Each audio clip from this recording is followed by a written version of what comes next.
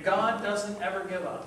A God of second chances. Our sermon in Scriptures this morning is all about that second chance or third chance or infinite number of chances, if that be the case, that God continually puts forth for us.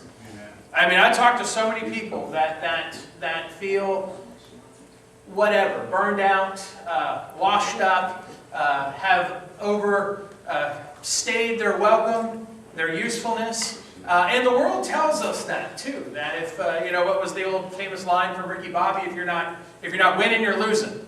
If you're not first, you're last, kind of thing. And that's the mentality that we have, and that we have to stay on top of the game. And then if we fall behind because we are older or slower or whatever the case may be, then we're not worth it anymore.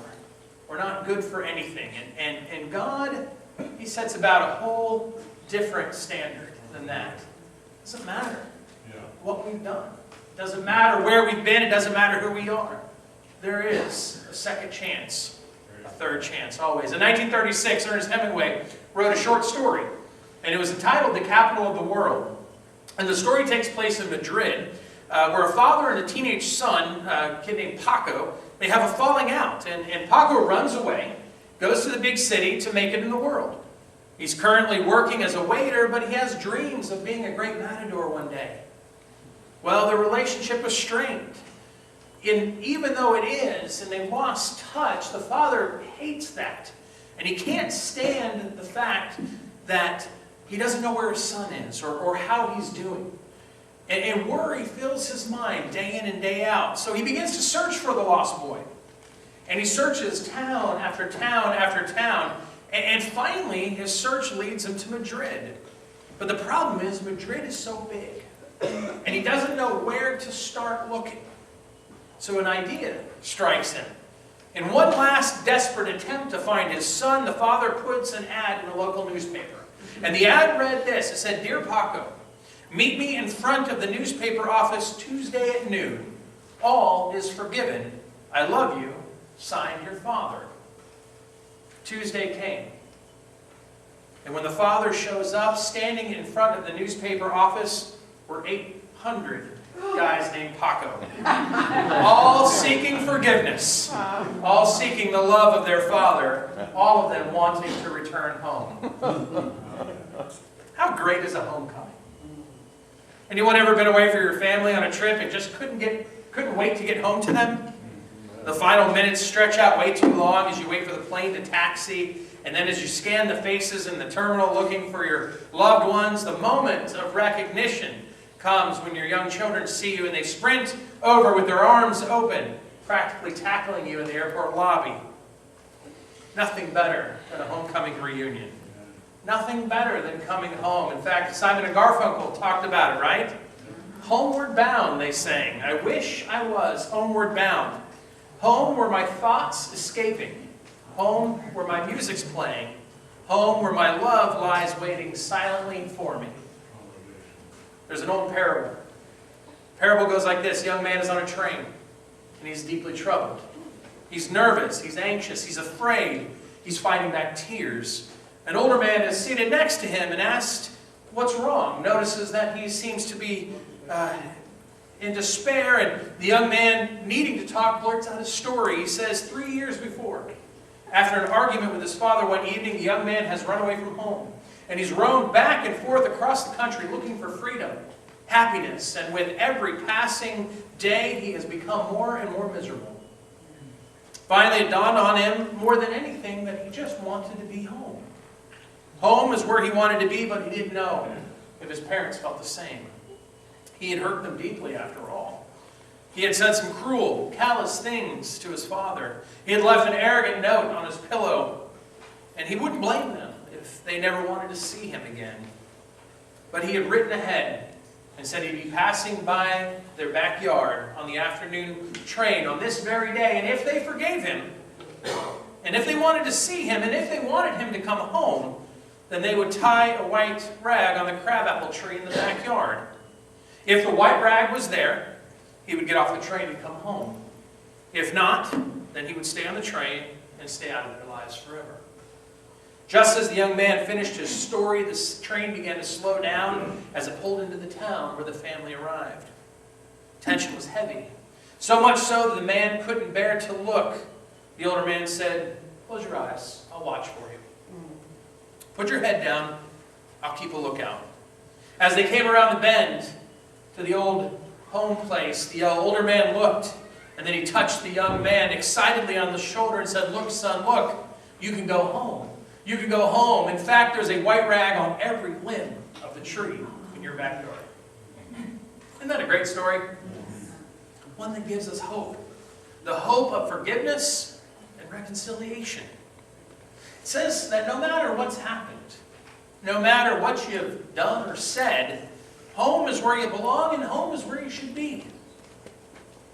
I wonder how many of us need to hear that from someone today. How many pains have we suffered by our own refusal to forgive or by someone else's rejection? And inside, what we're really longing for is a homecoming.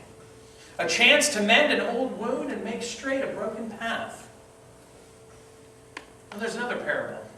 One that's a little older than the other ones we just read. And the truth is, it's a whole lot better.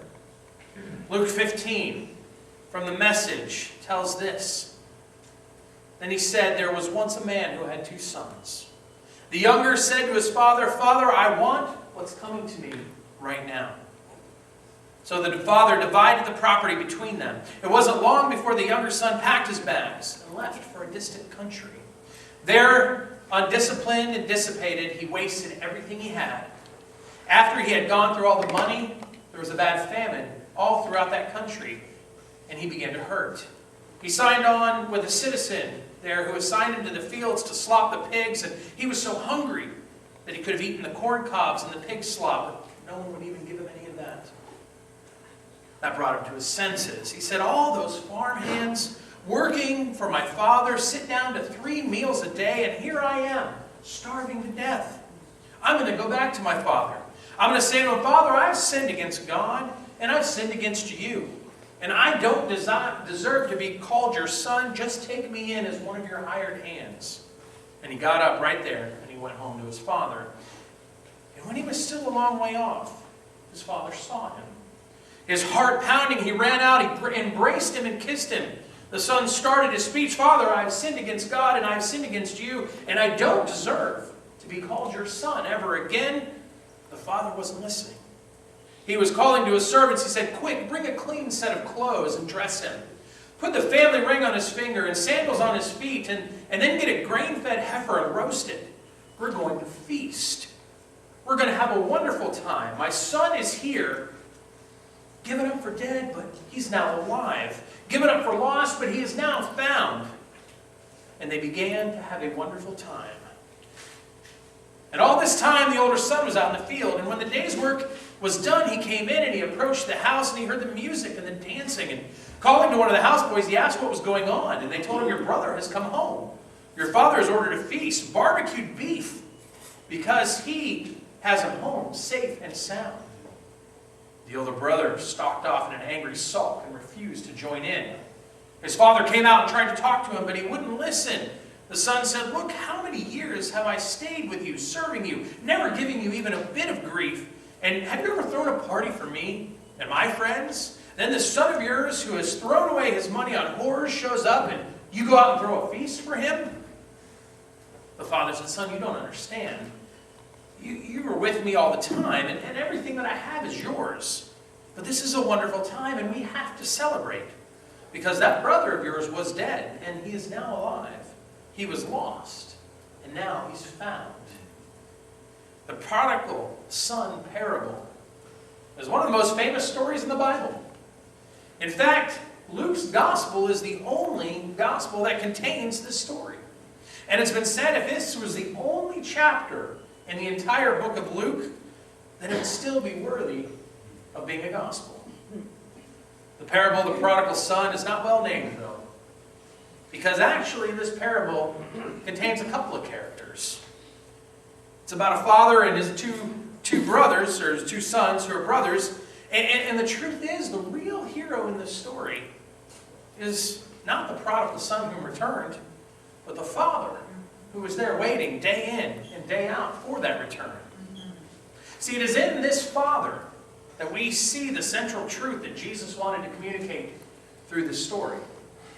I think a better name would have been the parable of the loving Father. Justifiably, it's been called the greatest short story in the world because it's packed with so much stuff about life. It is everything from hurt and denial to compassion and forgiveness.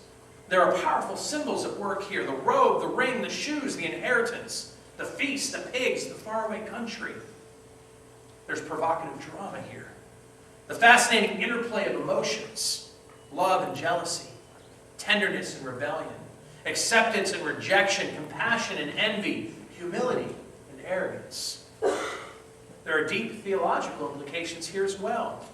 The picture of sin, penitence, reconciliation, redemption, grace, and forgiveness. All of this contained in one little story. And what's most important is this is the picture of how Jesus sees God the Father. The picture of how Jesus understands God to be, and we must not miss that. Obviously, there's so much that we can apply to this. There are times in our life when we are the prodigal son, probably more times than we'd like to confess. There are a lot of times when we are the older brother, righteous and indignant. And there are times when we're called to be, and hopefully we are, the loving Father, the one that extends grace and mercy. But this is how Jesus understood God to be. A Sunday school teacher was reading the story to their class and clearly emphasizing the resentment of the older brother that he expressed at the return of the younger brother. And when he was finished telling the story, he asked the class, now, who was really sad that the prodigal son had come home? Well, after a few minutes of silence, one little boy raised his hand and confidently stated, the fatted calf?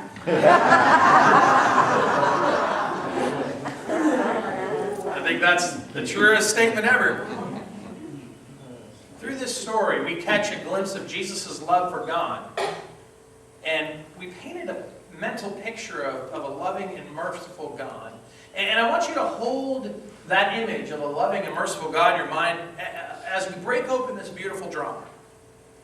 One day, Jesus told a story about a man who had two sons. The younger son got restless, and he said to his father, who came to his father with a brash demand, said, give me my share of the property. Give me my inheritance now. What was he saying? In essence, give me my inheritance now. Give me my share of the property. Basically, he's saying, I don't want to wait until you die. Let me have my inheritance now. Give me what I deserve as your son, what is rightfully due me as your heir. What a terrible thing to say. All you're good for is your money. And you know what? I'm not content waiting until you kick the bucket. I want what you worked hard for and what you owe me now. What an arrogant thing and an insulting thing to say to the father. Almost as to say, you are worth more to me dead than alive. But the father does what the son asks and gives him a third of his net worth. The son goes and cashes it in, heads out for the big city, large parties, extravagant living, easy come, easy go lifestyle. And soon all the money's gone. We know the story. He's very hungry. He takes a job on as a feeder of pigs. A feeder of pigs. Now, that really is the pits. Anybody living on a farm? We visited a farm a couple weeks ago. Barn animals are gross. And pigs are really gross too. They're delicious, but they're gross, between the part where they're baking on your plate, the whole process is really gross. And they're smelly. And not to mention, this was a Jewish kid. To be the feeder of pigs was the ultimate kind of a thing to be ashamed of. He was so hungry he would have eaten the food the pigs were eating. Talk about falling really, really low. And it was within this ordeal that Jesus said to the young man, that he said that he came to himself and he realized this was not a place for him. Not in this pigsty, but the real place was at home, or with his father and his brothers. So he said, I'm going to go and I'm going to return home. And I'm going to tell my dad that I've sinned against heaven and you, and I'm ashamed, and I'm no longer worthy to be called one of your sons, but just let me be one of your hired servants. And a hired servant, if you remember, was the lowest form of servant that there was. The ordinary servant was a part of the member of the family. I mean, we talk all through, as we read all through the Levitical laws and the books of the Torah, there was things about how to treat your slaves and your servants, and they were part of the family. But a day laborer or a hired servant was one that could be dismissed at a moment's notice. Now the son is not asking to even be part of the servant family, which had some better benefits, but one that, hey, I mean, show up, I'll work until you don't need me, and then you can kick me back out. But at least in the meantime, I'll have some food. So the prodigal son left his faraway country and he headed for home. And you can just see him trudging along, rehearsing his confession over and over with each step. Now notice this. As he drew near to his house, the father saw him from far away, and his heart skipped a beat. And he went out and he ran to meet him on the road. And he hugged him and he kissed him. And don't miss this either. The father wasn't even listening to his confessions. The son is talking over and over about what he rehearsed, and the father just dismissed that. He doesn't want to hear it. Instead, he only wants to celebrate. Only wants to party, to get on with the party. Why? Because his boy was home. And he shouts, "Bring quickly the best robe and put it on him." The robe is a symbol that symbolizes that the returned prodigal was a guest of honor. Giving him a robe, he wasn't treated even as a son, but as a guest of honor. And he said, put a ring on his finger, and the ring was a symbol of authority, like the power of attorney for a family. And he gave him shoes, put sandals on his feet. Shoes were a sign of a family member. When children in a family, they got shoes because they were sons. Servants or slaves did not wear shoes. They went barefoot. In fact, if you might remember, there's an old Negro spiritual that says, all God's children got shoes. When I get to heaven, I'm going to put on my shoes and walk all over God's heaven. Because at that time, they were slaves and did not have the same standard. They knew in heaven that they were part of God's family and that they would have the same benefits. And the son got shoes because he was not a servant. He was not a slave, but he was a son. And the father said, prepare the fatted calf and let us eat and make merry, for my son was dead and he's alive again. He was lost and he's now found. And so they had a great party and lived happily ever after. End of story. Not quite. We've forgotten there's still one other guy hanging out in the fields. He has an older brother. The older brother was doing what all older brothers ought to do. He was in the field working hard, doing the chores. He was the good kid, the one that never did anything wrong, the straight A student. And he heard the music at the house. He heard the party going on. I think it's kind of interesting that Dad didn't even go get the older brother. He was so enthralled that the younger son was there. He just partied. Well, he'll come in eventually. The older brother shows up, and I can understand. I can relate to the older brother's scorn. What's going on? There's music, there's dancing. What's this party about? I've been out here slaving away in the fields. At least give me a phone call or something. A servant said to him, oh, your brother's returned home, and your father's so happy that he's killed the fatted calf, and there's a great celebration. Well, this did not sit well with the older brother. He was angry. He refused to go in. Well, the father then goes out and explains to him and encourages him to come and join the party. But the older brother felt rejected, slighted. And out of his hurt and resentment, he replied bitterly, he said, look, how many years have I stayed here serving you? And you've never done anything for this. I've never given you even a moment of grief. And where's my party?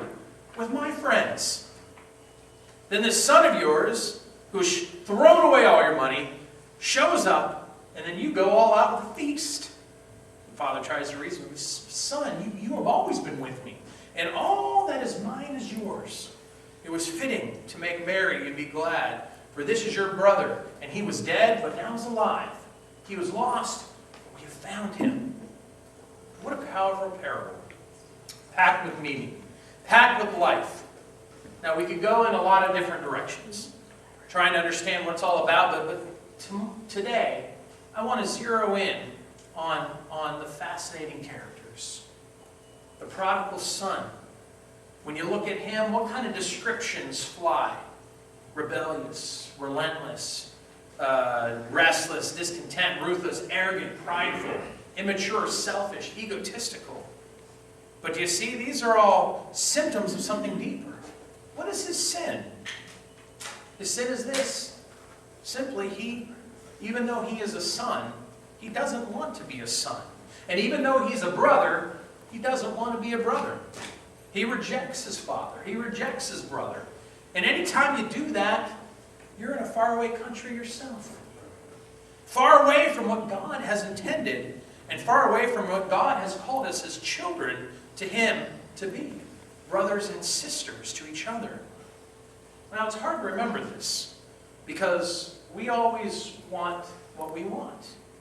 We look out for number one. Bishop Gerald Kennedy once told a story about a young man proposing to his girlfriend, and he said, I'm not wealthy like Jerome. I have no expensive tastes like Jerome, no country estate like Jerome, and I'm not handsome like Jerome, but my darling, I love you. To which she replied, oh my dear, I love you too, but please tell me a little bit more about Jerome. We all go through life saying, what's in it for me? Tell me more about Jerome. See, this was the prodigal's problem. He didn't want to answer to his father. And unfortunately, when we run away from the Father, we are also deserting our brothers and sisters. We've seen this over and over in the Christian faith. People that fall away. People that have an issue with God and suddenly they desert everybody. We do that. So we look at the older brother. And again, the descriptive adjectives can fly: resentful, judgmental, envious, jealous, hostile, bitter, angry, self-righteous. But again, these are just symptoms. Symptoms of something deeper. What's his sin? Well, his sin is the same as the prodigal's, except turned around and maybe a bit more subtle. He too is a brother, but he doesn't want to be a brother. And he too is a son, but he doesn't want to be a son. He rejects his brother, and in doing so, he rejects his father. When he runs out on his brother in the same motion, he deserts his father. His unwillingness to forgive, based upon his own self-righteousness, caused him to stand out in the field with his arms folded and his face set in a scowl, missing the greatest party he could imagine. First, the reunion with his brother, and secondly, the opportunity to rejoice with his father. Unforgiveness can cause us to miss out on a lot of joyful events in life. Are you missing out on any parties because you can't get past a hurt? Perhaps we're guilty of missing a milestone, even in a loved one's life, because of unreconciled hurt. It happens all the time. The older brother syndrome runs in all of us. But that's not the end of the story. That's not the last character. There is the father. And he is the enigma in this story. Again, in this dramatic story, descriptive adjectives fly fast and furious. The father is gracious, merciful, big-spirited, forgiving, compassionate, patient, and loving. But here's the key. This is how Jesus pictures God. Not as a harsh, vindictive judge. Not as an impersonal, uncaring computer, but as a gracious, loving father. The story, if you recall, in Luke, comes after the Pharisees were grumbling that sinners were coming to see Jesus and listen to him. They were mad that he was receiving sinners. And Jesus tells them three parables. He tells them the parable of the lost sheep. And he tells them about the story of the woman who lost a coin. And then he follows up with the lost boy, the prodigal son. And in each story, the end result is God is rejoicing at what was lost is now found. And a party that ensues every time. There's more rejoicing in heaven. He says, when one lost sheep is returned to the fold, then 100 that have stayed, or 99 that have stayed. There's rejoicing when the woman who has 10 coins and loses one, she sweeps the entire house, searching for it, finds it, and rejoices, calls her friends over to celebrate. And the son that leaves and comes home. God is the one rejoicing at the return of what was lost. And we know that a parable is a story that's designed to make one central point. And the point of the parable is found not in the revelry of the prodigal, not in the bitterness of the older brother, but in the fact It's found in the goodness of the Father, the forgiveness of the Father, and it's found in His amazing grace. The message today is indeed good news. The message here is that God prizes and values and treasures all of His children. You see, the Father really wants both sons to come to the party. He makes a point to go out to the older brother. He wants them both to join at the celebration. He wants them both at the table. He wants fellowship, communion, reconciliation. When the younger son was far off and away in a faraway land and decided to return home, the Father saw him coming. What does that mean? He was looking for him. He was watching for him. Every day I can see he would look down the road, look across the horizon for any sign of a broken and wounded man scraping across the dusty road, heart in his hands coming home. And when the older brother was nowhere to be found at the party, the Father left the party to go out, left his merrymaking to go out and find him, to seek him and invite him back in. Likewise, God the Father wants all of His children to come hand in hand to His supper. Jesus sees God as loving and forgiving. That's huge. That's huge, especially to a people whose relationship with God was Old Testament, was fear and trembling. Jesus sees God as loving and forgiving. Do we see God as loving and forgiving? Out in the faraway land, the son had learned the meaning of misery. But back home, he now learned the meaning of mercy. Back home, the Father was waiting with eyes of forgiveness. Back home, the Father's heart beat with the heart of forgiveness. And back home, the Father ran with the feet of forgiveness. Of all the pictures we see in this story, the most important picture is that of the Father running. Because this is the only time in the Bible where we read that God ran. And what a story it is.